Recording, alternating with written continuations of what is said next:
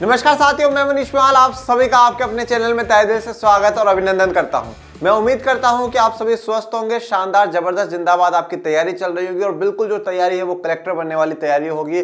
और जो आपने अपना सपना संजो रखा है कलेक्टर बनने का, उसकी तैयारी में आप जी जान लगा रहे होंगे, दिन रात एक कर रहे होंगे। और उसी तैयारियों को मजबूत बनाने के लिए, उसी तैयारियों को कदम आगे बढ़ाने के लिए आज मैं आप लोगों के लिए लेकर के आया हूँ राजनीति विज्ञान कक्षा 11वीं का अध्याय 4 कार्यपालिका, और आज है उसका लेक्चर नंबर 2। आइए जानते हैं कि आज के लेक्चर में हम लोग क्या क्या पढ़ेंगे। आज हम लोग कवर करेंगे कार्यपालिका के प्रमुख कार्य। ठीक है, तो सबसे पहले तो हम लोगों ने लास्ट लेक्चर में समझ लिया था कि कार्यपालिका क्या होती है। ठीक है, तो आज हम उसके क्या कार्य हैं वो जानेंगे और फिर कार्यपालिका कितने प्रकार की है। इस कार्यपालिका के आधार पर ही हम देखेंगे कि काफी देशों की जो शासन व्यवस्था है वो अलग अलग है।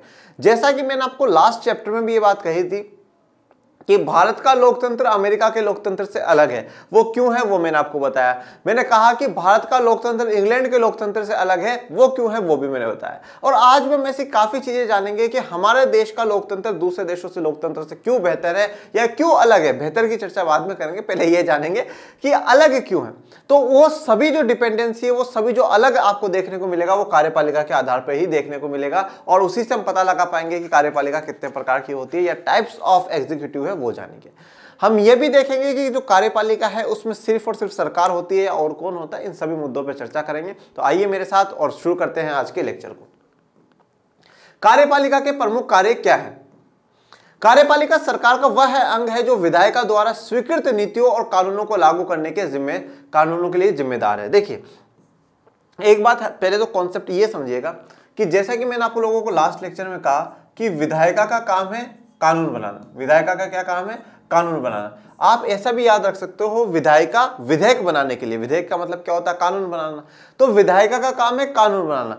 सिर्फ और सिर्फ ये कानून निर्माण करेंगे, उसके बाद इनके हाथ में कोई पावर नहीं है। तो कानून का निर्माण करने के बाद उस कानून को लागू करवाने की जो जिम्मेदारी होती है वो किसकी होती है? कार्यपालिका की होती है। तो इसने क्या कहा है? कार्यपालिका सरकार का वह अंग है। आप सरकार का लिख सकते हो या आप शासन का लिख सकते हो। ठीक है, मैंने आपको पढ़ाया है सरकार के 3 अंग है या शासन के 3 अंग होते हैं, विधायिका, कार्यपालिका और न्यायपालिका। आप चाहे सरकार का लिखिए चाहे आप शासन का लिखिए, एक ही बात है। तो कार्यपालिका शासन का वह अंग है जो विधायिका द्वारा स्वीकृत नीतियों और कानूनों को लागू करने के लिए जिम्मेदार है। तो जिन नीतियों को, मतलब जिन पॉलिसियों को और जिन कानूनों को विधायिका द्वारा स्वीकृत कर लिया गया हो, मतलब एक्सेप्ट कर लिया गया हो कि हाँ भाई सही है, ठीक है, विधायिका के द्वारा एक्सेप्ट कर लिया गया हो जिन नीतियों, जिन पॉलिसीज को और जिन कानूनों को, उनको लागू करने की जो जिम्मेदारी है, जिम्मेदार है वो कौन है? वो कार्यपालिका है। उनको लागू करने की जो जिम्मेदारी है वो किसकी होती है? कार्यपालिका की होती है। कार्यपालिका प्राय नीति निर्माण में भी भाग लेती है। ये बहुत इंपॉर्टेंट बात। ये लाइन, ऐसी लाइन बोली है इन्होंने कि इस पर हमारा लेक्चर बहुत लंबा हो सकता है, काफी इस पर डिस्कशन कर सकते हैं। इन्होंने क्या बोला कि कार्यपालिका प्राय नीति निर्माण में भी भाग लेती है, मतलब जो कोई पॉलिसी बनानी हो, कोई कानून बनाना हो, उसमें भी भाग ले रही है। कैसे ले रही है आइए देखिए। देखिए, सबसे पहले तो मैं आपको 2-3 तरीकों से समझाता हूं कि किस प्रकार से कार्यपालिका भाग ले रही। अगर आप बात करें कार्यपालिका क्या है, तो मैं इतना से कहता हूं कि सरकार कार्यपालिका है, प्रधानमंत्री मंत्रिपरिषद कार्यपालिका है, राष्ट्रपति कार्यपालिका है, मुख्यमंत्री उसके मंत्री कार्यपालिका है, राज्यपाल कार्यपालिका है, और आप जैसे हजारों लाखों जो सिविल सर्विस सर्वेंट है, जो आईएएस अधिकारी है, जो आईपीएस अधिकारी है, वो सारे भी क्या है? कार्यपालिका का भाग है। ओके, मैंने क्या कहा है? आप जैसे, तो आप भी भविष्य के कलेक्टर हो।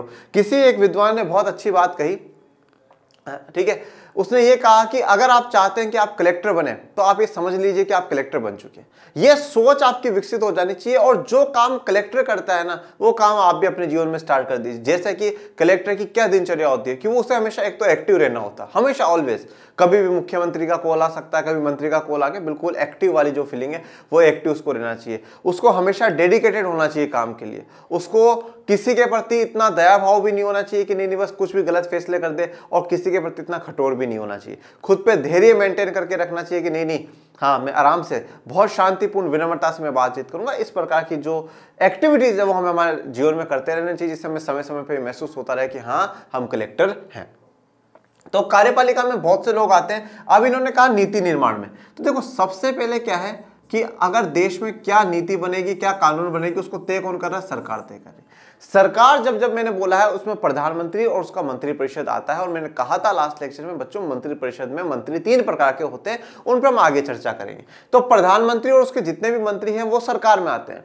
अब देश में क्या कानून बनाना है क्या नहीं, जैसे कि 3 तलाक को हटाना था, ओके 3 तलाक को हटाना था, तो सबसे पहले उसके ऊपर विचार, उसके ऊपर मंथन किसने करा? सरकार ने। प्रधानमंत्री जी ने, मंत्री जी ने सोचा होगा यार हमें क्या करना है, 3 तलाक को हटाना है। फिर वो क्या है, विधायिका में लेके गए, लोकसभा राज्यसभा में, और वहां पर लेकर के गए, फिर वो वहां से पास हुआ।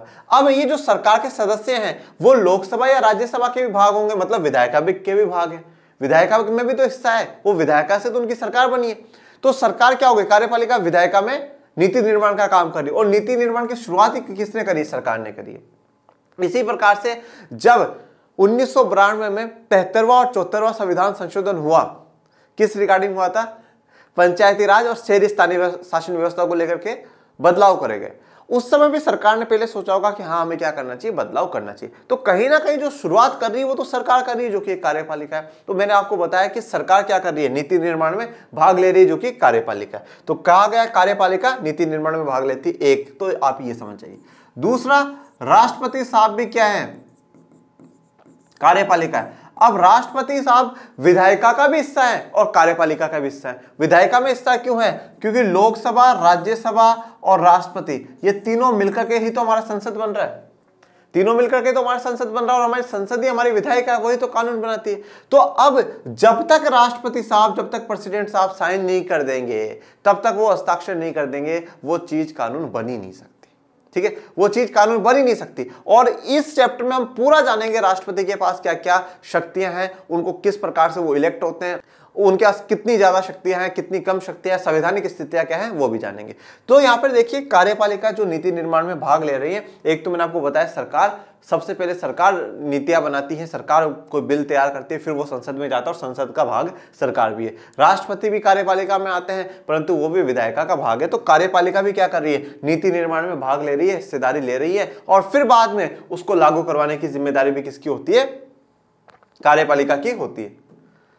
कार्यपालिका का औपचारिक नाम अलग अलग राज्यों में भिन्न भिन्न हो सकता है। अब अलग अलग राज्यों का मतलब यहाँ पे राजस्थान, मध्य प्रदेश, उत्तर प्रदेश नहीं है, अलग अलग राज्यों का मतलब है अलग अलग देशों में। ठीक है बच्चों, क्या है, अलग अलग देशों में। क्योंकि हम लोगों ने देखा था कि राज्य की एक परिभाषा दी हुई है हमारे संविधान में, मौलिक अधिकारों की जब हम लोगों ने चर्चा करी थी तो वहां पर राज्य की एक परिभाषा दी हुई है, स्टेट की एक परिभाषा दी हुई है। और स्टेट में क्या आती है, सरकारें आ जाती हैं, सभी प्रकार की जो सरकारें हैं वो आ जाती हैं। तो यहाँ पे आप देखेंगे कि अगर भारत के संविधान को बहुत ध्यानपूर्वक अगर आप पढ़ते हैं तो उन्होंने देश की जगह, हर जगह जो शब्द इस्तेमाल करा है वो इस्तेमाल करा है राज्य। और राज्य का मतलब स्टेट, और स्टेट का मतलब कंट्री या नेशन, या आप जिसे हिंदी में कहते हैं देश। तो अलग अलग देशों में अलग अलग नामों से जाना जाता है। तो कार्यपालिका को क्या होगा, अलग अलग देशों में अलग अलग नाम से जाना जाएगा। कुछ देशों में राष्ट्रपति होता है तो कुछ देशों में चांसलर होता है। जैसे कि अगर आप बात करो जर्मनी की, जर्मनी में चांसलर है, ओके, और कुछ देशों में राष्ट्रपति होता है। कार्यपालिका में केवल राष्ट्रपति, प्रधानमंत्री या मंत्री ही नहीं होते, बल्कि इसके अंदर पूरा प्रशासनिक ढांचा, सिविल सेवा के सदस्य भी आते हैं। अब देखिए, कार्यपालिका में सिर्फ और सिर्फ राष्ट्रपति, प्रधानमंत्री या उसके मंत्री ही नहीं है, बल्कि पूरा एक प्रशासनिक ढांचा, सिविल सेवा के सदस्य भी होते हैं। सिविल सेवा के सदस्य कौन, जिन्होंने क्या है, यूपीएससी की परीक्षा दी होगी, सिविल सर्विसेज की परीक्षा दी होगी, और वो उस परीक्षा को पास करके वो बिल्कुल बेहतरीन मार्क्स ला करके बैठे होंगे, और वो लोग भी क्या है, कार्यपालिका का हिस्सा है, वो भी कार्यपालिका का भाग है। तो अब आप खुद को गौरवान्वित महसूस कर सकते हो कि हाँ हाँ हम भी कार्यपालिका का भाग है। अब देखिए किस प्रकार से, इस बात को एक बार समझिएगा। पहली बात तो आप देखिए कि हमारे देश में किसी को प्रधानमंत्री बनने के लिए, राष्ट्रपति बनने के लिए, मंत्री बनने के लिए, इनके लिए कोई हमने शैक्षणिक गतिविधि नहीं जोड़ी, कोई एजुकेशनल क्वालिफिकेशन हम लोगों ने नहीं जोड़ी कि भाई इतना तो पढ़ा लिखा व्यक्ति होना ही चाहिए। अब नहीं होते हैं, और अगर हो तो भी ठीक है, इट्स ओके, और नहीं हो तो भी ठीक है। तो अब क्या है कि जब हमारे जो लीडर्स हैं, अगर हमारे नेताओं के पास शिक्षा का अभाव है तो किस प्रकार से देश का विकास कर पाएंगे, किस प्रकार से देश का विकास कर पाएंगे, पहला सवाल ये। दूसरा, चलो मैं ये भी मान लेता हूं कि हमारे नेताजी बहुत कुछ पढ़े हुए हैं, ठीक है, हमारे नेताजी बहुत, जैसे चले मान लीजिए मैं हूं आज, ठीक है, मैं पढ़ा लिखा व्यक्ति हूं, ठीक है, और मान लीजिए कि मैं कल को देश का प्रधानमंत्री बन जाता हूं या किसी राज्य का मुख्यमंत्री बन जाता हूं, पर मेरे पास पॉलिटी का ज्ञान हो सकता है, ठीक है, मेरे पास पॉलिटी का ज्ञान हो सकता है, राजनीति विज्ञान का हो सकता है, अर्थशास्त्र का भी चलो हो सकता है, पर मेरे पास साइंस का ज्ञान होगा कि किस प्रकार से हम हमारी स्पेस टेक्नोलॉजी को बेटर कर सकते हैं, मुझे किस प्रकार से हमारी जो दूरसंचार व्यवस्था है, टेलीकम्युनिकेशन, हम उनको सुधार सकते हैं, किस प्रकार से हम हमारी मिलिट्री को और बेटर कर सकते हैं, किस प्रकार से हमारे अमेरिका के साथ संबंध है वो और बेटर होने चाहिए। इन सभी का तो ज्ञान मुझे नहीं है ना, मैं पढ़ा लिखा हूं चाहे नहीं हूं, पर मुझे इन चीजों का ज्ञान नहीं है।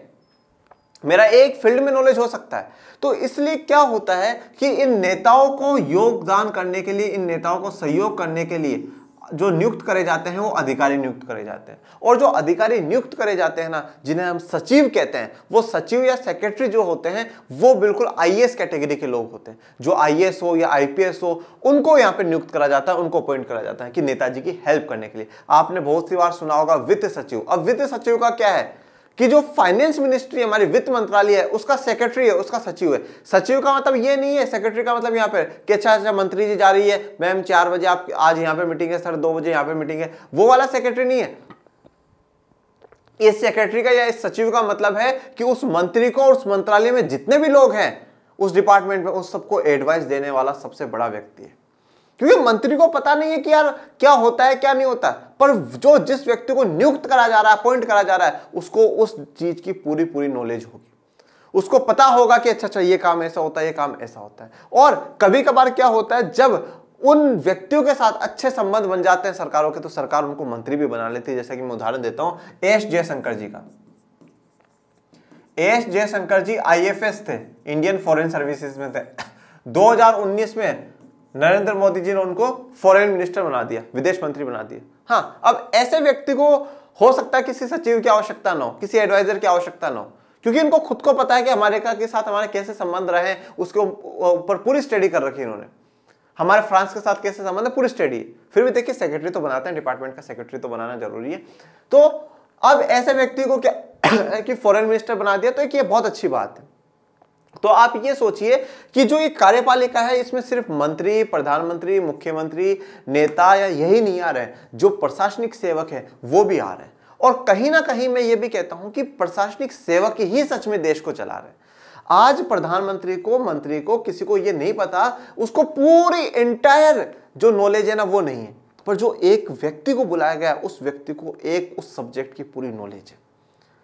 उसको जितने सचिवों की आवश्यकता होगी उस डिपार्टमेंट को वो प्रोवाइड कराएगी सरकार, पर जो बेस्ट लोग होंगे उनको बिठाया जाएगा, जो बिल्कुल टॉप लोग होंगे उनको बिठाया जाएगा। वो उनको सरकार को एडवाइस देंगे, मंत्री को एडवाइस देंगे, प्रधानमंत्री को एडवाइस देंगे, सर ऐसा करिए, मैम ऐसा करिए, इस मुद्दे पे ये है, अमेरिका के साथ हमारे ऐसे संबंध है, अमेरिका ने एक बार ऐसी गतिविधि करी थी तो वो गतिविधि ठीक नहीं थी, उस पर दुनिया ने ये विचार रखा। तो पूरा चिट्ठा खोल के सरकार के सामने रख देते हैं। अब वो प्रधानमंत्री और मंत्री की इच्छा है कि वो क्या करे क्या नहीं करे।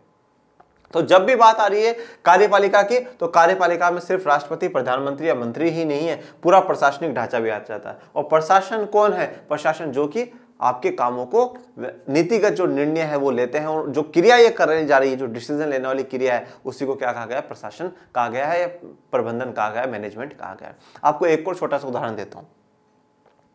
आप मान लीजिए आप कहीं के कलेक्टर हैं। क्या है? आप कहीं के कलेक्टर हैं, और आप उस जिले के सबसे टॉप पोस्ट पर आप बैठे हुए हैं। पूरे जिले की, पूरे डिस्ट्रिक्ट की आपको जिम्मेदारी सौंप दी गई। अब मुझे एक बात बताइए कि मान लीजिए कोई कानून आया, सरकार ने, विधायिका ने कोई कानून बना दिया। अब मुझे एक बात बताइए, उस कानून को लागू करवाने की जिम्मेदारी किसकी है? हर जगह प्रधानमंत्री तो जाएंगे नहीं, हर जगह मुख्यमंत्री भी नहीं जाते, हर जगह सांसद विधायक भी नहीं जाएंगे। कौन जाएगा? कलेक्टर जाएगा। कलेक्टर की जिम्मेदारी कि अच्छा मेरे जिले में ये कानून लागू हुआ या नहीं हुआ, लागू करवाया जाए। तो यहां पर भी देखिए, ये भी क्या हो गया? ये भी कार्यपालिका हो गया। लागू करवा रहे हैं ना, लोगों तक पहुंचा रहे हैं उस कानून को। तो आप देखिए कि प्रशासनिक ढांचा भी है उसमें। मैं ये एग्जांपल सिर्फ इसलिए दे रहा हूं कि मंत्री, राष्ट्रपति, प्रधानमंत्री नहीं, एक जो प्रशासन के जो लोग हैं, जो सिविल सेवाओं के लोग हैं, वो भी इसमें शामिल है। तो आप कभी भी अगर आपको लगे कि नहीं मैं अपनी तैयारी छोड़ देता हूं, तो आप ये सोचिए कि मैं एक दिन ऐसा आएगा जब मैं प्रधानमंत्री के बिल्कुल पास बैठा हूंगा या बैठी हुई होंगी, और मैं उनको एडवाइस दे रहा हूँ, दे रही होंगी कि सर, मैम ऐसा नहीं, ऐसा करना चाहिए, ये इस मुद्दे पे ये होना चाहिए। ठीक है, आपका भविष्य, पूरी जीवन जो जिंदगी है ना, वो सिक्योर हो जाएगी। हाँ, पर एक बात ध्यान रखिएगा, जीवन में अगर ऐश मौज करनी है, जीवन में मजे करने हैं, जीवन में बस ये है कि ठीक है 9 से 6 की नौकरी करें और मजे मारे, अगर ऐसी सोच है तो आप कभी भी सिविल सर्विसेज का एग्जाम मत दीजिएगा। सिविल सर्विसेज की आप चाहे किसी भी कैटेगरी में जाए, चाहे आप आईएएस बने, चाहे आप आईपीएस बने, चाहे आईएफएस, चाहे आईआरएस, किसी में भी जाए बच्चा, पर वो एक्टिव वाली जॉब है। आपको 2 बजे भी उठना पड़ सकता है रात को, और आपको रात को 12 बजे घर में भी घुसना पड़ सकता है। आपको प्रधानमंत्री आपके जिले में आ रहे हैं तो भाग करके जाओ, मुख्यमंत्री आ रहे हैं तो भाग करके जाओ, ठीक है, कोई मंत्री विधायक सांसद आ रहा है तो भाग करके जाओ, कहीं पे कोई दंगे हो गए तो भाग करके जाओ, कहीं पे कोई कार्यक्रम है और किसी कार्यक्रम में आपको बुलाया है तो वहां पर भी आपको जाना होगा। वो तो चलो आपकी वॉलंटरी इच्छा है कि अगर आप जाए या नहीं जाए, अगर समय हो तो आप जा सकते हैं, ठीक है। हाँ, परंतु जीवन जीने का जो मजा है ना, वो आप लोगों को आ जाएगा। जीवन जीने का मजा कैसे आएगा? जब किसी कार्य में आप जाएंगे, कार्यक्रम में जाएंगे और लोग कहेंगे कलेक्टर साहब आए, कलेक्टर मैम आई, नमस्कार मैम, नमस्कार। लोग खड़े हो जाएंगे आप लोगों के लिए। जब आप किसी स्कूल का एनुअल फंक्शन अटेंड करने जाएंगे और जब मंच से आवाज लगेगी, माननीय आज हमारे जिला के कलेक्टर श्रीमान श्रीमती, ठीक है, ये पधार चुके हैं, तो पूरे जितने भी ऑडियंस हो वो सारे खड़ी होगी और उन ऑडियंस के बीच में से आप निकलते हुए आओगे और तालियों के साथ आपका स्वागत होगा। उन दिनों की कल्पना आप करिए जीवन में, ठीक है। कोई कार्यक्रम होगा, हर कार्यक्रम में पहले आपको आगे करा जाएगा। यह बात ध्यान रखेगा कि विधायक और सांसद भी आपको सर और मैम करके बोलेगा, क्योंकि विधायक और सांसद 5 साल के लिए, आप 60 साल के लिए हो, वो आपको भी सर और मैम करके नमस्कार मैम, नमस्कार सर, नमस्ते। ये इतनी पावर इन सिविल सेवाओं में है। ऐसे ही नहीं दुनिया इन पे पागल हो रही बच्चों, ऐसे ही नहीं दिल्ली के मुखर्जी नगर में लोग बैठ करके अपनी रात काली कर रहे हैं, अपने दिन काले कर रहे हैं। वो लगे पड़े हैं पूरी तरीके से। उनको नहीं पता कि कितने मेरे कजन भाई बहनों की शादी हो गई, उनको नहीं पता कि मेरे घर की स्थिति क्या है, मेरे गांव में क्या हो रहा है, साल बारिश हुई या नहीं हुई। पर हाँ, उनको ये जरूर पता है कि इस बार जो रूस और यूक्रेन का युद्ध चल रहा है, इसका देश दुनिया पे क्या असर होगा। इस लेवल की मेहनत आपको करनी होगी। आपको अगर उस मंच पे, उस कुर्सी पे पहुंचना है ना, तो आपको अभी जीवन की सारी कुर्सियां, सब कुछ त्यागना पड़ेगा बेटा। और उसकी शुरुआत आज से ही कर दो, अभी से कर दो। अगर अभी से आप कर दोगे ना, तो आपको आगे ज्यादा मेहनत नहीं करनी पड़ेगी। और आप ये सोचोगे नहीं मैं फाइनल ईयर के बाद एग्जाम दिया जाता है तो मैं फाइनल ईयर की तैयारी, मैं फाइनल ईयर में तैयारी करने बैठ जाऊंगा या बैठ जाऊंगी, तो बेटा कभी नहीं होगा, कभी भी नहीं। आप दृढ़ संकल्प कर लो। और कभी ये मत सोचो कि यार पहले 1000 सीटें आया करती थी, अब 600 आती हैं, ठीक है, अब 400 आती, 500। आप ये सोचो मुझे तो 1 सीट चाहिए, मुझे तो 1 सीट चाहिए। और फिर चाहे आप कोई सी कैटेगरी से आते हो, किसी चाहे रिजर्व्ड अनरिजर्व्ड, चाहे किसी भी कैटेगरी से आते हो, मेहनत सभी लोग कर रहे हैं, सभी मेहनत कर रहे हैं। बस आप तो ये दिमाग में बिठा लो कि मुझे तो 1 सीट चाहिए, मेरा तो सपना है एक दिन प्रधानमंत्री के बिल्कुल निकट में बैठ करके उनको एडवाइस देने का। वो सपना आप संजो लीजिए। सपना लोग दुनिया बहाने कभी नहीं देखती बेटा, और ना वो आपकी मेहनत देखती है, वो आपकी सफलता देखती है। जिस दिन अगर आपका रिजल्ट में नहीं आएगा तो आप ये मत कहने बैठना अरे पहले तो 1000 सीटें आती थी, इस बार सरकार ने 600 ही निकाली, कहां नंबर आता है। फॉर्म पहले 5 लाख भरे जाते, तब 10 लाख भरे जाते, कहां नंबर। कोई नहीं सुनेगा, वो सिर्फ इतना पूछेगा आया या नहीं आया। कोई ये नहीं पूछेगा कि मैंने 5 साल मेहनत करी या नहीं करी। बस वो ये चाहते हैं कि आप रिजल्ट बना ले, आप रिजल्ट बना ले। तो अगर आप लोगों ने आर्ट्स लिया है बेटा, मुझसे एक बार किसी बच्चे ने कॉल करके बात करी, 12th का बच्चा था, वो कोर्स में भी जुड़ा हुआ था, साइंस के कोर्स में था, ठीक है, आर्ट्स का कोई कोर्स नहीं है अभी तक, पेड कोर्स कोई भी नहीं है, सब कुछ आप लोगों के लिए फ्री है। तो उस बच्चे ने बात करी और उसने मुझे कहा कि सर मुझे एक टॉपिक पूछना था पॉलिटी का, और मैं साइंस मैथ का या बायो का स्टूडेंट था, बायो का था शायद। तो बोले सर मुझे है ना एक पॉलिटी का टॉपिक पूछना था। उसने पूछा, मैंने उसको बताया। तो मैंने उस बच्चे ने ये कहा कि सर मैं 12th के बाद है ना यूपीएससी करने का सपना है। मैंने उस बच्चे को यही बात कही थी कि मैं बेटा अगर एक बार आपने साइंस बायो ले लिए ना, तो एक बार नीट तो करो। जब आप उस फील्ड में घुस चुके हो तो एटलीस्ट एक बार आप आईआईटी, जेईई, नीट जो भी होती है उसमें जान तो फूको।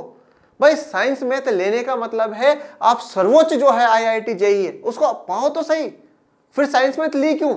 और अगर आपने साइंस बायो लिए तो फिर आप नीट दो तो सही, डॉक्टर बनने की कोशिश प्रयास तो करो। फिर साइंस बायो क्यों ली, क्यों 2 साल आप साइंस बायो और मैथ को दे रहे हो। इससे बेहतर तो फिर आप आर्ट्स लेते और फिर यूपीएससी की तैयारी करते। तो मैं आपको भी यही बात कहता हूं कि अगर आपने आर्ट्स ली है, आप सरकारी नौकरी करना चाहते हो, आप क्लर्क बनना चाहते हो, जो भी बनना चाहते हो, देखो बेटा कोई काम छोटा या बड़ा नहीं होता, ठीक है, कोई काम छोटा बड़ा नहीं होता। और अगर आप सच में जीवन में आईएएस बनना चाहते हो तो सबसे पहले तो सोच ये बना लो, आपके मन में है ना, आपके मन में देश का जो सबसे बड़ा अधिकारी है ना, उसके प्रति जितना सम्मान है ना, जो उतना ही सम्मान आपके मन में जो आपके घर के बाहर सफाई करने आते हैं उनके लिए भी होना चाहिए। आपके घर के बाहर कोई मजदूरी कर रहा है, मकान बना रहा है, उसके लिए भी होना चाहिए। आपके घर पे पेपर फेंकने आ रहा है, उसके मन में भी, उसके लिए भी आपके मन में सम्मान होना चाहिए। जो घर पे दूध डालने आ रहा है, उसके लिए भी आपके पास सम्मान होना चाहिए। तभी सफल व्यक्ति आप तभी हो, चाहे आप आईएएस बन के हो, चाहे आप क्लर्क बन के हो। कोई काम छोटा बड़ा नहीं होता, परंतु एक लक्ष्य बड़ा तो होना चाहिए। आप आईएएस अगर आपने आर्ट्स ले लिया तो सोच लो कि कुछ भी हो जाए, हालात इधर की उधर हो जाए, पर मैं तो क्या है, कलेक्टर बनूंगा।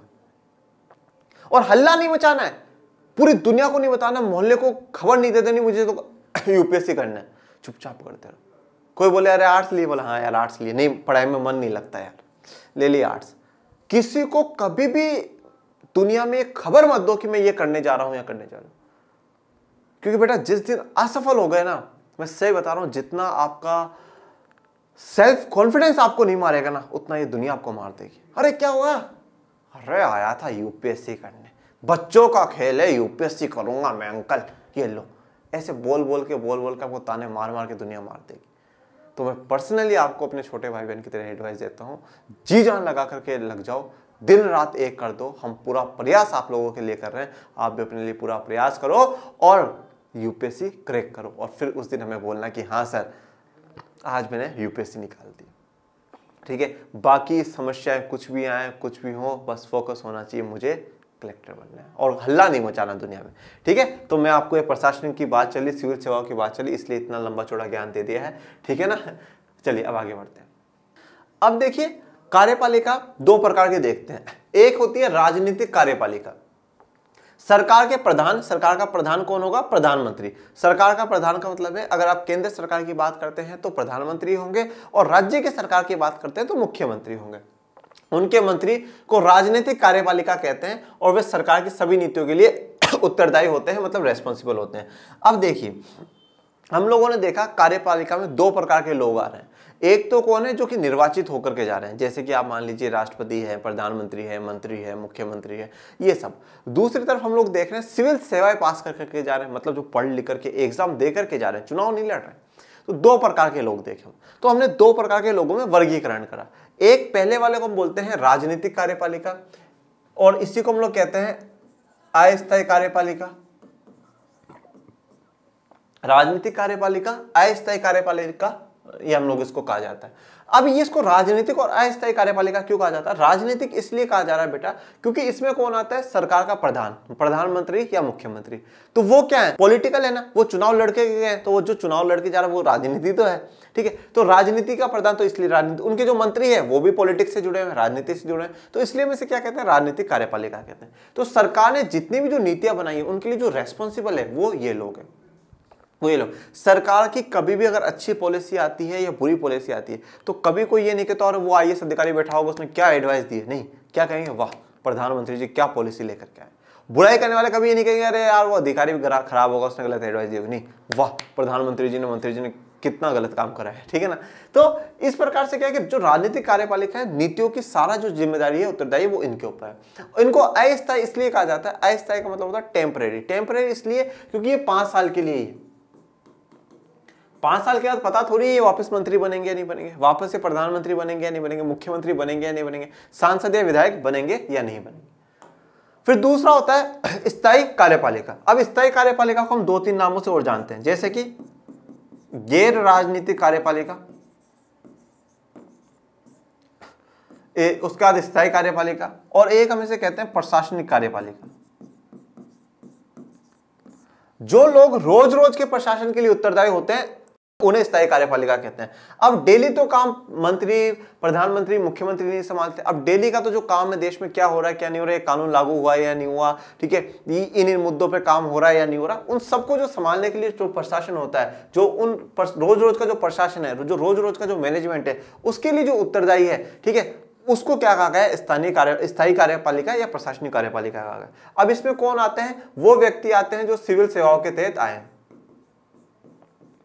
सिविल सेवा के तहत आए हैं, या आप ये कह सकते हैं कि एग्जाम देकर के आए। वो उनका नाता राजनीति से दूर दूर तक नहीं है, राजनीति से दूर दूर तक बिल्कुल भी नाता नहीं है, कोई पॉलिटिक्स से नाता नहीं है, कोई चुनाव से नाता नहीं है। तो इसलिए इसको कहा जाता है गैर राजनीतिक। स्थायी इसलिए कहा गया है, सरकार चाहे बीजेपी की आ जाओ और चाहे कांग्रेस की, इनका तो 60 साल तक कोई भी वाल भी वाका नहीं करेगा, वो तो 60 साल तक रहेंगे। ये क्या थे, ये 5 साल तक थे, वो 60 साल तक हमेशा बने रहेंगे। और प्रशासनिक इसलिए क्योंकि ये रोज रोज के प्रशासन को संभालने के लिए बनाई गई है।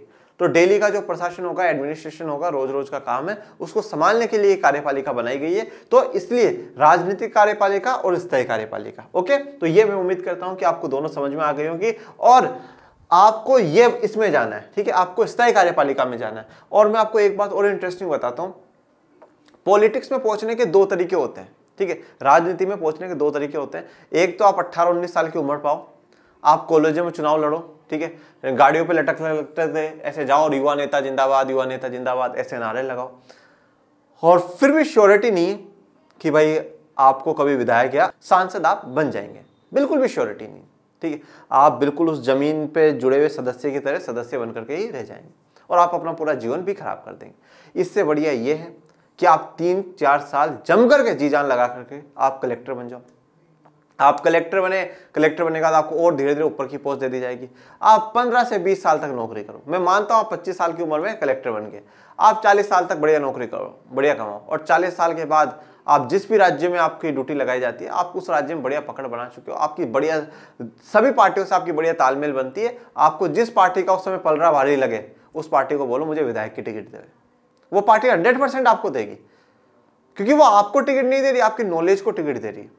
आप जैसे लोगों की उनको आवश्यकता, उनको जरूरत है, ठीक है। और एक देश में मैसेज देगी, क्या मैसेज देगी देश को, कि देखो हम पढ़े लिखे व्यक्तियों को, हम प्रशासनिक लोगों को आगे बढ़ा रहे हैं, तो वो रास्ता आसान होता है। तो आप यहां पर पहुंच करके यहां भी पहुंच सकते हो। जैसे कि एस जयशंकर साहब, उन्होंने कौन सी गाड़ियों के पीछे लटके थे, युवा नेता, मैं आज एस जयशंकर युवा नेता, कभी नहीं, कभी भी नहीं। पर आज फॉरेन मिनिस्टर है, किसकी बदौलत, इसकी बदौलत।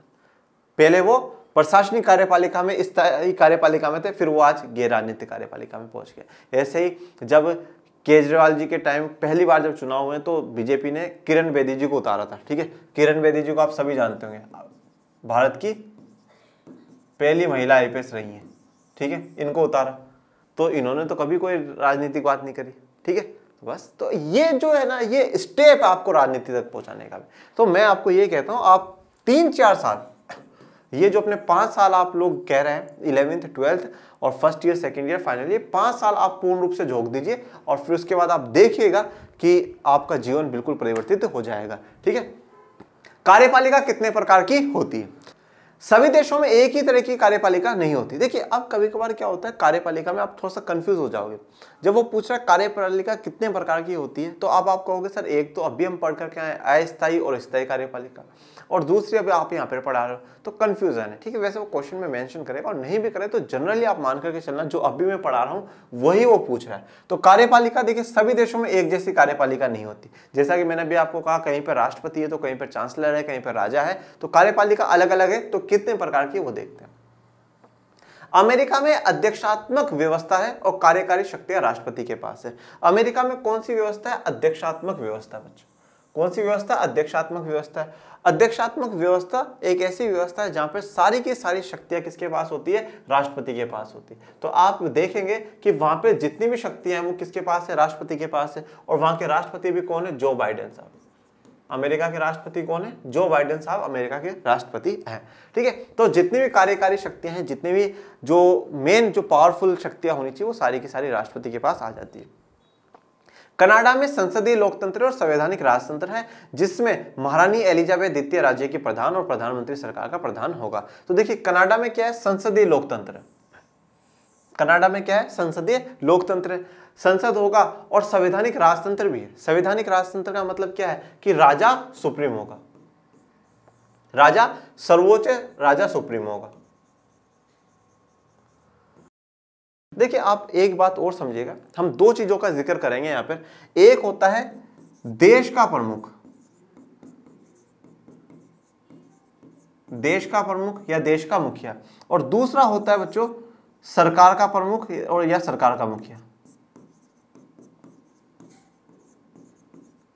ठीक है। तो जो यहाँ पे राजा है ना, राजा देश का प्रमुख है और सरकार का प्रमुख कौन होगा? प्रधानमंत्री होगा, जो कि संसद से चुना जाएगा। ठीक है, और यहाँ पे किसका नाम लिया? महारानी एलिजाबेथ द्वितीय, जो कि इंग्लैंड की महारानी थी, वही क्या है, कनाडा की भी महारानी मानी गई। ये ऐसे देश है जिन्होंने डोमिनियन स्टेटस अपनाया हुआ है, डोमिनियन स्टेटस। ओके, तो एलिजाबेथ द्वितीय राज्य की प्रधान होगी, और एलिजाबेथ द्वितीय तो अब उनकी तो डेथ हो चुकी है, और जो उनके बेटे हैं प्रिंस चार्ल्स वो बन चुके हैं। ठीक है, फ्रांस में राष्ट्रपति और प्रधानमंत्री अर्ध अध्यक्षात्मक व्यवस्था के हिस्से हैं। राष्ट्रपति प्रधानमंत्री और अन्य मंत्रियों की नियुक्ति करता है, पर उन्हें पद से हटा नहीं सकता क्योंकि वे संसद के प्रति उत्तरदायी होते हैं। देखिए, अब हम लोगों ने अध्यक्षात्मक पढ़ लिया, अब हम पढ़ रहे हैं अर्ध अध्यक्षात्मक। अर्ध अध्यक्षात्मक में क्या होता है कि राष्ट्रपति भी होगा और प्रधानमंत्री भी होगा, जैसे फ्रांस में है, भारत में भी यही व्यवस्था है। ठीक है, राष्ट्रपति भी और प्रधानमंत्री भी। राष्ट्रपति प्रधानमंत्री और अन्य मंत्रियों की नियुक्ति करता है, अपॉइंट करता है। मतलब आप लोगों ने देखा होगा, राष्ट्रपति के पास पहले लिस्ट आती है, फिर राष्ट्रपति उन सभी को शपथ दिलाता है, प्रधानमंत्री को, अन्य मंत्री को, सबको नियुक्त करना, अपॉइंट करना, तो उनको शपथ दिलाने का काम राष्ट्रपति का होता है। पर देखिए एक बात और देखिएगा, चाहे आप हमारे देश में देख लीजिए, कहीं पर भी जहां पर भी अर्ध अध्यक्षात्मक व्यवस्था है, वहां पर राष्ट्रपति अपनी मर्जी से प्रधानमंत्री नहीं बना सकता या अपनी मर्जी से मंत्री नहीं बना सकता, वो सब तो पार्टी वाले ही तय करेंगे। सिर्फ इस राष्ट्रपति जी का तो काम है अपॉइंट करना, मतलब एक तरीके से शपथ दिला करके उनको पद पर बिठा देना। और अब पद पर से हटाने की, पद से हटा भी नहीं सकते, राष्ट्रपति पद से नहीं हटा सकते। क्यों? क्योंकि वह संसद के प्रति उत्तरदायी है। तो ये जो सरकार बनेगी वो संसद के प्रति उत्तरदायी, संसद के प्रति रेस्पॉन्सिबल है, संसद को जवाब देगी, तो संसद ही वहां से रिमूवल दे सकती है, बाकी राष्ट्रपति साहब नहीं करेंगे। संसद भी ऐसे आसानी से नहीं हटा सकती। संसद में भी अगर बहुमत नहीं होगा, अगर संसद में उनको 545 का 50% नहीं मिलेगा तो वो हटा दिया जाए, नहीं तो नहीं हटा सकते। ठीक है, और फ्रांस में भी यही व्यवस्था है। जापान में संसदीय व्यवस्था है जिसमें राजा देश का और प्रधानमंत्री सरकार का प्रधान है, तो मतलब संवैधानिक राजतंत्र वाली व्यवस्था है। इटली में एक संसदीय व्यवस्था है जिसमें राष्ट्रपति देश का और प्रधानमंत्री सरकार का प्रधान है, मतलब आप देख सकते हैं अर्ध अध्यक्षात्मक वाली व्यवस्था इसमें देखने को मिल रही है। रूस में एक अर्ध अध्यक्षात्मक व्यवस्था है जिसमें राष्ट्रपति देश का प्रधान और राष्ट्रपति द्वारा नियुक्त प्रधानमंत्री सरकार का प्रधान। ठीक है, वही व्यवस्था आ गई। जर्मनी में एक संसदीय व्यवस्था है जिसमें राष्ट्रपति देश का नाम मात्र का प्रधान होगा। ठीक है, तो राष्ट्रपति देश का क्या है? सिर्फ और सिर्फ नाम मात्र का प्रधान है ये, और बाकी जो सारे के सारे पावर है वो किसके पास होती है? चांसलर के पास होती है। चांसलर क्या होगा? सरकार का मुखिया होगा या सरकार का प्रधान होगा। अध्यक्षात्मक व्यवस्था में राष्ट्रपति, राज्य सरकार दोनों का ही प्रधान होता है। अब जब आप बात करते हैं अध्यक्षात्मक की, ठीक है, जो प्रेसिडेंशियल सिस्टम है उसमें क्या होगा? जो राष्ट्रपति वो राज्य और सरकार, राज्य का मतलब क्या है? देश का और सरकार का दोनों का मुखिया वही है। इस व्यवस्था में सिद्धांत और व्यवहार दोनों में राष्ट्रपति का पद बहुत शक्तिशाली होता है। अब सिद्धांत और व्यवहार का मतलब क्या है? यहां पे आप ध्यान दीजिएगा, प्रिंसिपल्स और बिहेवियर में दोनों में डिफरेंस क्या है? देखो, एक तो क्या होता है कि भाई कुछ आप प्रिंसिपल्स है, सिद्धांत है, ठीक है, और एक होता है व्यवहार में वो चीजें लाना। जैसे कि फॉर एग्जांपल मैं एक बात कहता हूं कि भाई मैं अपने सिद्धांत, मेरे जीवन के कुछ सिद्धांत है, भाई मैं ऐसा करता हूं, ये करता हूं, वो करता हूं, ये मेरे सिद्धांत है, मेरे प्रिंसिपल्स है। अगर वो मेरे व्यवहार में नहीं दिखे तो मेरा सिद्धांत और व्यवहार क्या हो जाएगा? अलग अलग हो जाएगा। ये मैं आपको आम उदाहरण देकर के समझा रहा हूं। एक ये हो गया कि भाई मेरे जो सिद्धांत है, मेरे प्रिंसिपल्स है, और वो व्यवहार में आपको नजर नहीं आए। मैं जैसे बोलता हूं कि भाई मैं किसी के साथ गलत बात नहीं करता, गलत तरीके से बात नहीं कर सकता, पर जैसे आप मिले और मैं आपसे बहुत गलत तरीके से, गलत टोन के साथ बात कर रहा हूं, तो आप कहोगे नहीं सर के प्रिंसिपल्स और है और व्यवहार उनका कुछ और है। ये एक आप उदाहरण देख सकते हैं। उसके अलावा एक उदाहरण आप ये देख सकते हैं कि जैसे घर में है, घर में दादाजी हैं, अब दादाजी काफी एज हो चुकी है, 70, 75, 80 साल की उम्र उन्होंने पाली है, तो अब उनसे सारे काम नहीं होते। अब घर का मान लो कि घर पे अब आपके पापा जी हैं और घर में कोई फंक्शन है, जैसे आपकी दीदी की शादी मान लो, भैया की शादी मान लो, उनकी शादी, अब उन सारा जो कार्यक्रम है उसकी सारी जो जिम्मेदारी है वो किसके पास है? पिताजी के पास है। परंतु एक नाम मात्र के लिए, हर चीज के लिए, परमिशन के लिए कहां जाना पड़ेगा? दादाजी के पास। ठीक है, आपके पापा अपने पापा के पास जाएंगे और बोलेंगे पापा जी ये काम कर ले, बोले हाँ बेटा कर लो, तुमको जैसा सही लगे वैसा करो। तो यहां पर क्या हो गया कि सिद्धांत में तो अगर प्रिंसिपल देखे तो वो दादाजी बड़े हैं, पर व्यवहार में आपको देखने को मिलेगा सारे जो फैसले ऑलमोस्ट जो ले रहे हैं वो पापा ले रहे हैं। तो यहां पे थोड़ा सा डिफरेंस आपको देखने को मिल जाता है। अब यहां पे आ जाओ, अब जैसे आप इंडिया की बात करो, इंडिया में अगर आप प्रिंसिपली देखो, सिद्धांत के रूप में देखो, तो संविधान जो सर्वोच्च संवैधानिक पद बताता है कि सबसे जो बड़ा देश का संवैधानिक पद होगा वो राष्ट्रपति का होगा। परंतु ये सिर्फ और सिर्फ नाम मात्र के लिए, सारी की सारी शक्तियां किसके पास होगी? प्राइम मिनिस्टर के पास। सारी की सारी शक्तियां किसके पास होगी? प्रधानमंत्री के पास। तो नाम मात्र के लिए सैद्धांतिक रूप में अगर आप देखेंगे तो राष्ट्रपति को रखा गया है, परंतु सच में जो पावर दी गई है वो किसको दी गई है? प्रधानमंत्री को दी गई। परंतु अमेरिका की जब आप चर्चा करते हो तो व्यवहार सिद्धांत में मतलब संविधान ने भी सर्वोच्च पद राष्ट्रपति का बताया, और व्यवहार में मतलब जो ताकत है, जो शक्तियां हैं एक्चुअल में, वो भी राष्ट्रपति के पास ही है। तो राष्ट्रपति का पद बहुत शक्तिशाली है, सिद्धांत के रूप में भी और व्यवहार के रूप में भी।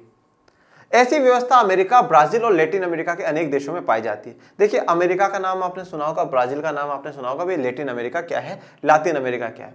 देखिए, लातिन अमेरिका की अगर मैं बात करूं तो मुख्यतः क्या, जो दक्षिण अमेरिका वाला महाद्वीप है, ठीक है, आप सभी को पता होगा 7 महाद्वीप है, तो एक है उत्तरी अमेरिका और दूसरा है दक्षिण अमेरिका। तो दक्षिण अमेरिका वाला जो देश है, और दक्षिण अफ्रीका वाले जो महाद्वीप है और उसके अंदर जो देश है, उनको लातिन अमेरिका कहा जाता है। इनको इसलिए भी कहा जाता है, ये एक लैंग्वेज बोला करते थे बच्चों, रोमांस, ठीक है, रोमांस, ठीक है ओके, ये भाषा है, ठीक है। तो एक रोमांस प्रकार की एक लैंग्वेज है, उस लैंग्वेज को ये कहा करते थे, तो उस हिसाब से इन सबको क्या कहा जाता है, लातिन या लैटिन अमेरिका का भाग माना जाता है, ठीक है ना। इनका और भी एक लंबा चौड़ा इतिहास है जिस पर अपन ज्यादा चर्चा नहीं करेंगे। आप ये कह सकते हो कि इनकी ऑलमोस्ट एक लैंग्वेज जो है वो ऑलमोस्ट सिमिलर सी होती है, इसलिए। संसदीय व्यवस्था में प्रधानमंत्री सरकार का प्रधान होता है, ठीक है। अब आप देखो, अध्यक्षात्मक व्यवस्था हम लोगों ने देख ली, तो वहां पे सच में और असली में मतलब जो पावरफुल है वो राष्ट्रपति है। संसदीय व्यवस्था में देखो, प्रधानमंत्री सरकार का प्रधान होगा। अधिकतर संसदीय व्यवस्थाओं में एक राष्ट्रपति या राजा होता है जो देश का औपचारिक या नाम मात्र का प्रधान होता है। तो संसदीय व्यवस्था में प्रधानमंत्री सरकार का प्रधान होगा, और ज्यादातर संसदीय व्यवस्था में या तो राष्ट्रपति होगा, जहां राष्ट्रपति है और जिसको चुना जा रहा है तो वो तो गणराज्य बन गए, मतलब गणतंत्र हो गए, रिपब्लिक हो गए, और जहां पे राजा है वो क्या है, संवैधानिक राजतंत्र हो गए। तो इन लोगों के पास एक औपचारिक या नाम मात्र का प्रधान होते हैं। औपचारिक का मतलब क्या है, एक फॉर्मेलिटी वाली सी बात है, ठीक है। जैसे कि फॉर एग्जांपल आपके घर पे कोई मेहमान आए और आप उस मेहमान को बिल्कुल भी पसंद नहीं करते, अरे यार फिर आ गया तेरी, तो फिर झूठे ही जाके के ऐसे पेड़ छुओगे, पानी लेकर के जाओगे और फॉर्मेलिटीज कर रहे हो, हाँ ऐसा ऐसा, ठीक है, तो वो फॉर्मेलिटीज है, औपचारिक है। तो यहाँ पे क्या है, नाम मात्र का प्रधान होता है कि हाँ सर्वोच्च पद किसका है, राजा का है, राष्ट्रपति का है। ये संसदीय व्यवस्था है। इस व्यवस्था में राष्ट्रपति या राजा की भूमिका मुख्यतः अलंकारिक होती है, और प्रधानमंत्री तथा मंत्रिमंडल के पास वास्तविक शक्तियां होती हैं। अलंकारिक का मतलब यह है कि मतलब इनकी जो पावर है वो नाम मात्र है, और सच में जो ओरिजिनल पावर है वो प्रधानमंत्री और मंत्रिमंडल के पास, जो वास्तविक शक्तियां हैं, ओरिजिनल जो पावर्स है वो उनके पास है। जैसा कि मैंने आपको समझाया कि भाई आपके दादाजी, घर के मुखिया आपके दादाजी हैं, परंतु जो सारी की सारी जो पावर है वो किसके पास है, पिताजी के पास, पापा के पास, ओके। तो यहाँ पे मुखिया तो घर के दादाजी हैं, परंतु अब पावर किसके पास है, पापा के पास है। दादाजी की इतनी क्षमता नहीं रही हो काम करने की, और अब मान लिया बेटा बड़ा हो गया, उसके बच्चे हो गए, उसके बच्चे की शादी हो रही है, तो अब उनको पावर दे देनी चाहिए। तो यहाँ पर भी क्या है कि राष्ट्रपति या राजा के पास जो शक्तियां हैं वो सिर्फ नाम मात्र की होती हैं। जर्मनी, इटली, जापान, इंग्लैंड और पुर्तगाल आदि देशों में यही व्यवस्था है। तो आप देखिएगा, जर्मनी, इटली, जापान, इंग्लैंड और पुर्तगाल, इनमें यही व्यवस्था देखने को मिलती है। अर्ध अध्यक्षात्मक व्यवस्था में राष्ट्रपति और प्रधानमंत्री दोनों होते हैं, लेकिन संसदीय व्यवस्था के विपरीत उसमें राष्ट्रपति को दैनिक कार्यों के संपादन में महत्वपूर्ण शक्तियां प्राप्त हो सकती है। तो देखिए, अब अर्ध अध्यक्षात्मक में क्या है, अब अर्ध अध्यक्षात्मक और संसदीय व्यवस्था में कोई बहुत बड़ा डिफरेंस नहीं है, ठीक है। घुमा फिरा करके बात करी गई, दोनों ऑलमोस्ट एक ही होती है। यहाँ पे व्यवस्थाएं दो ही पढ़ी जाती हैं, एक अध्यक्षात्मक और एक संसदीय व्यवस्था। परंतु अर्ध अध्यक्षात्मक में क्या होगा कि राष्ट्रपति भी होगा और प्रधानमंत्री भी होगा। यहां पे राष्ट्रपति को दैनिक कार्यों के लिए, कुछ डेली वर्कों के लिए कुछ थोड़ी सी महत्वपूर्ण शक्तियां दी जाती है, थोड़ा सा जो पावर है वो दी जाती है अर्ध अध्यक्षात्मक में, या आप कह सकते हैं सेमी प्रेसिडेंशियल जो है उनमें। इस व्यवस्था में कभी कभी राष्ट्रपति और प्रधानमंत्री दोनों ही एक दल के हो सकते हैं, लेकिन जब कभी वे दो अलग अलग दलों के होते हैं तो उनमें आपस में विरोध हो सकता है। फ्रांस, रूस और श्रीलंका में ऐसी ही व्यवस्था है। देखिए, अब इसमें क्या है कि राष्ट्रपति और प्रधानमंत्री एक ही दल के हो सकते हैं। अपन सब जानते हैं पॉलिटिकल पार्टियों के बारे में, राजनीतिक दलों के बारे में। जैसे आप आज का उदाहरण लीजिए, आज जो प्रेसिडेंट है, ठीक है, प्रेसिडेंट कौन है, द्रौपदी मुर्मू जी। तो द्रौपदी मुर्मू जी भी बीजेपी की कैंडिडेट थी, और बीजेपी की कैंडिडेट है होने के नाते ही वो जीती हैं। तो प्रेसिडेंट जो है वो भी कौन सी पार्टी के हैं, बीजेपी के हैं। और प्राइम मिनिस्टर कौन है, नरेंद्र मोदी जी, तो वो भी कौन सी पार्टी के हैं, बीजेपी के। तो हो सकता है कि राष्ट्रपति और प्रधानमंत्री दोनों एक ही दल के हो, पर कभी कभार हो सकता है कि दोनों अलग अलग दल के भी हो। जैसे कि प्रेसिडेंट, जब पीएम नरेंद्र मोदी जी बने थे तो वो बीजेपी के थे, पर प्रेसिडेंट कौन थे, प्रणब मुखर्जी, ठीक है। प्रणव दा, तो प्रणव दा जो प्रणब मुखर्जी थे वो कौन सी पार्टी के थे? वो कांग्रेस के थे। तो इन व्यवस्थाओं में क्या है कि जब एक ही दल के हों तो ठीक है, पर जब दो अलग अलग दल के होते हैं तो उन आपस में विरोध हो सकता है, और ऐसी व्यवस्थाएं फ्रांस, रूस और श्रीलंका में है। अब आ जाइए कार्यपालिका के जो प्रकार है, मतलब वही अपन लोगों ने पढ़ा है, अब उनको जो आपको एक कॉलम दिया हुआ है उससे अपन रिवाइज कर लेते हैं।